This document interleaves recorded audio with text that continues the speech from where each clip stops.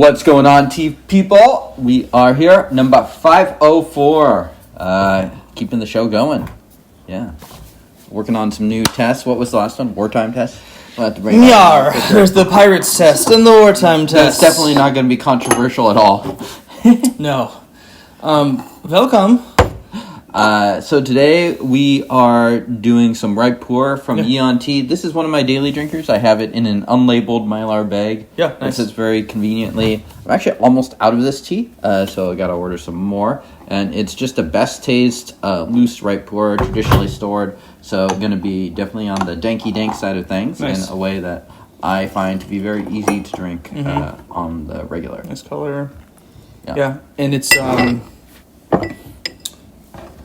that's awesome.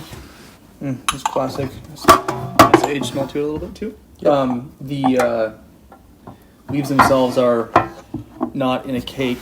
Nope. And it's just a loose blend. I like to lean on it pretty heavily. So, I mean, like something like this is clearly intended for consumption, not necessarily for collection. Yeah.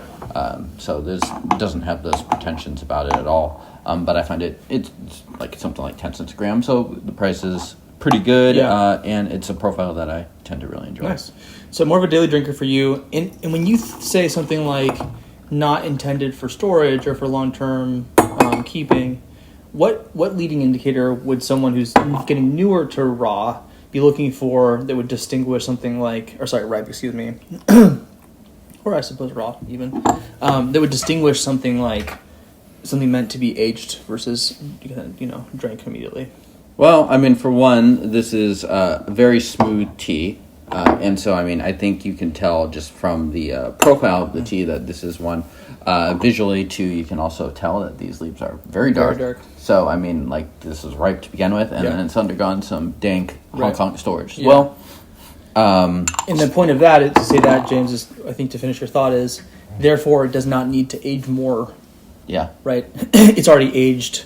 The benefits of the aging process for something like this aren't going to change dramatically.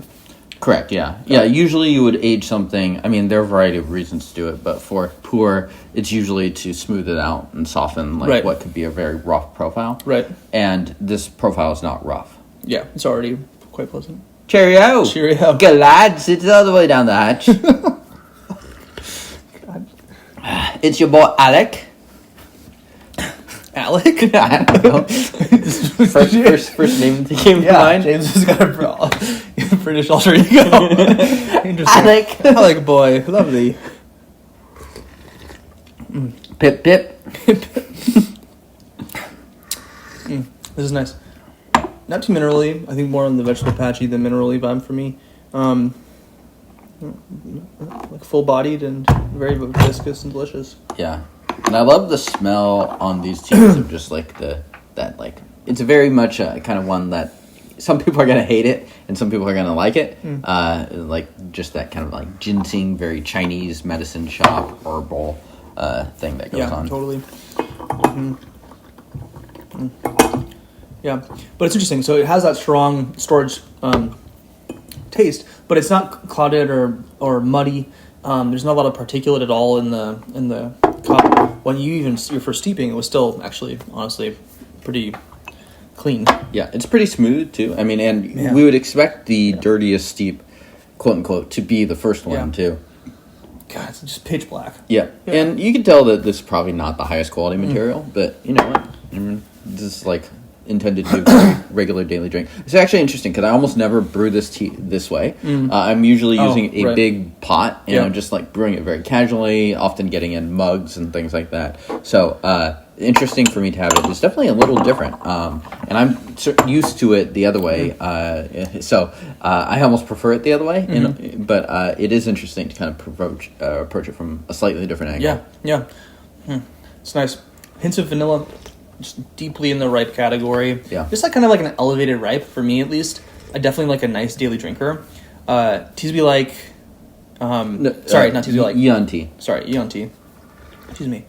Well, both, but Yee On tea in this case do a great job. Hard to go wrong. Yeah, if you like this profile. If you don't like this profile, Sure. it's very easy to go wrong. You probably shouldn't order from them. But it's definitely a profile that I'd recommend everyone try at least once, just to kind of figure out if this is something you might get down with, or if this is like something that you should feed your cat. Yeah. God. And the abrasiveness of this profile is just the storage taste. Yep. Yeah. Yeah. Yeah. Maybe it has just a slight hint of sourness, potentially a little bit.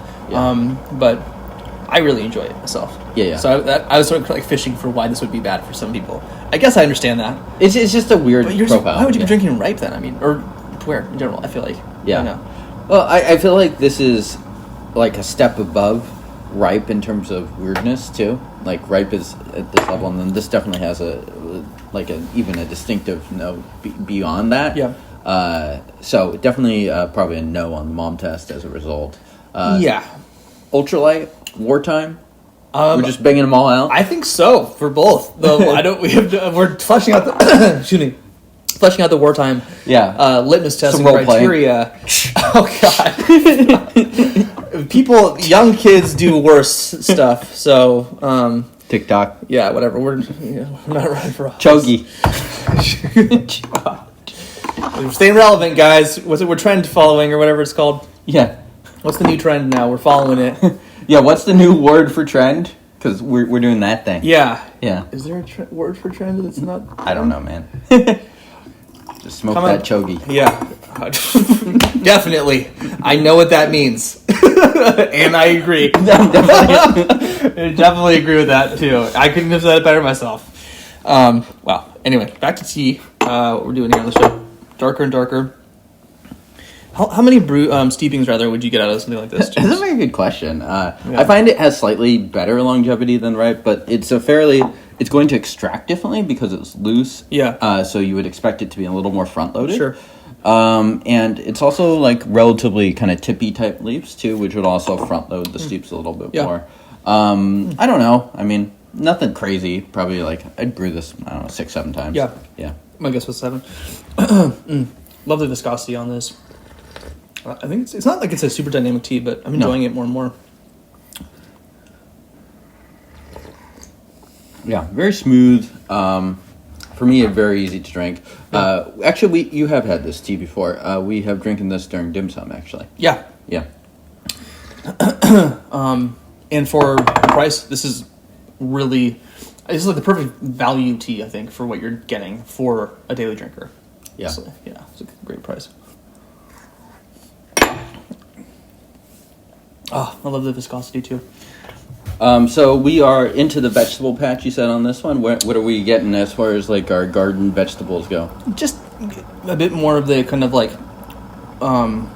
composted mulch smell, ultimately. Yeah. Tomato vine? Not quite as much. Okay, so we got to be sponsored by a compost bin this time? Yeah, exactly. Yeah, we got to nail our Lowe's sponsorship this time. Just kind of like, man, like getting into soft potting soil, and there's that just sort of earthy smell, but it's not like it's super minerally. It's not like it's super like tart or sour or like vegetal. Like sometimes if you're out in the garden, there are tomatoes around, you'll just brush by one, and then later you'll smell this like really pungent tomato vine smell. And it's just kind of more, I don't know, vegetable patch, earthy. Mm-hmm. It's really, really nice, though. I love the balance on this, honestly. I feel like it's loud enough, basically. I think some daily drinkers could be... It's hard to have enough going on some of the more inexpensive teas, I'd say. Yeah. So something like this is like a good balance. Yeah. Cheerio. Cheerio.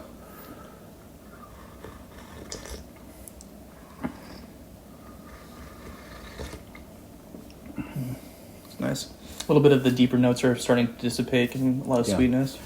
Kind of just vanilla creaminess, like a nice, just a round body to it. Yeah. Yeah, and I'd recommend people try brewing something like this multiple ways because, as I said, it does come off. I'm struggling to articulate exactly how it's different, but it's definitely a little bit different if you're brewing it this way versus like kind of more casually in a big pot. So yeah, definitely one of my kind of go-tos as far as like been in the regular rotation for a few years now at this point. And especially with something that's a reasonable price point, you can actually experiment, not feel worried about it. Right. And yeah, I guess it's good, like working out well for a number of different ways of brewing it. Yeah. Really tasty. I would grab this. This is a solid daily drinker. I'd recommend this to a lot of people who are, like good, like into tea quite a bit actually. Yeah. Or if you're in the ultralight or go to war. God forbid. Good for both. Cut. We gotta I think the cut that one. Test might be getting retired. Maybe in a more peaceful time. Subscribe if you think we're totally inappropriate and you want to support that. Because we're definitely going to stop being inappropriate. Yeah. Episode 505. Right. Unsubscribe. We're done. If you want us to be serious. Because it's just not going to happen. We do drink tea on this thing. So sure. Yeah. Subscribe if you want to watch tea stuff. We'll see you guys next time. Cheers.